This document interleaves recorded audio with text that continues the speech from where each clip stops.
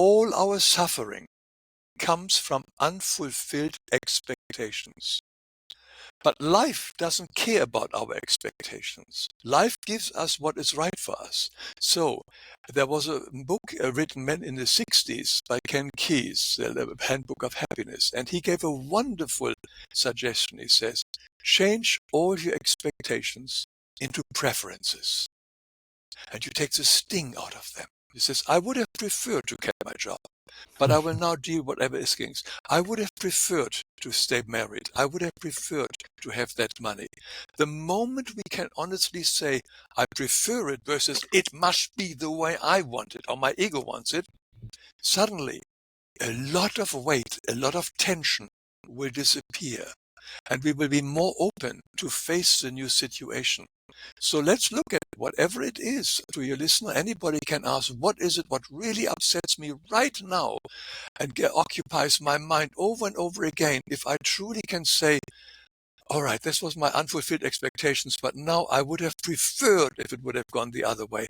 Wouldn't it feel much easier and better to solve?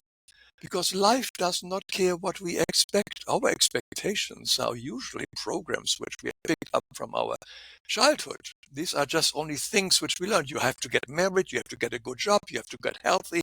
Name all the stuff which upset us so much. These are all programs which we learn from our teachers, from our parents, from the environment.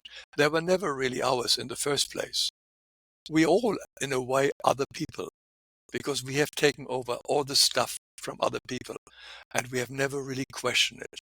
Can we really now question keeping that job? Is it really such a good idea? Could there be an opening for something new? So by questioning our expectations, we may also question all our beliefs and says, where do they really come from? Do they really come from me, or is it maybe my father's kind of energy still in this one, or my mother's or my grandparents, or the religious beliefs here and so on I have to do? So let's look at that one as well. But the key element, I think the first step is, as you say, acceptance, but we can do it much easier if we change our preference of how we think life should have gone, an expectation into a preference.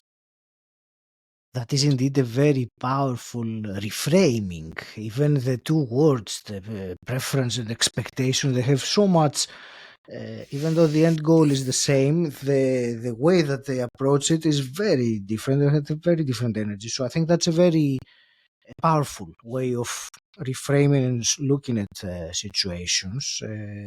So I appreciate sharing that with us, Hans.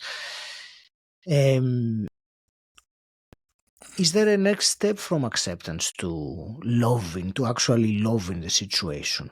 Or something?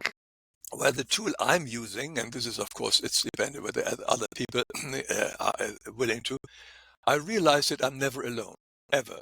I realize that I do have a guardian spirit. I also have a direct connection to Christ and God. And whenever I do have any issues, whatever they need to be overcome, I just go into conference with them and ask them to help me, guide me, see the positive in it, see the positive in every situation. That is the other big helpful thing, because everything has a positive, because the positive is the God element. In every situation, there is a positive. And one of the teaching, Christ explains, look life like a big oil painting. There's a painting, but behind the painting is the linen, the what is the word? It's a canvas. The It's a canvas. canvas. God is a canvas that carries everything.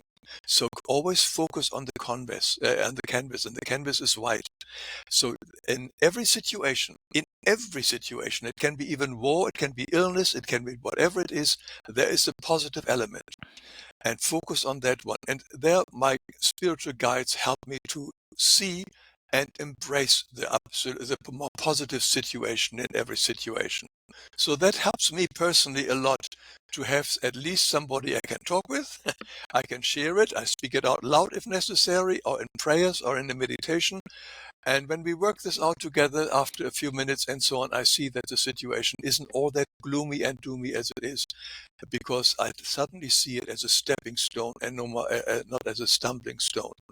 And having seen the positive in the situation and focus on the positive, focusing, as the old saying say, rather on the silver lining than on the cloud, helps us, makes us feel better, and brings us energy and helps us to pull through.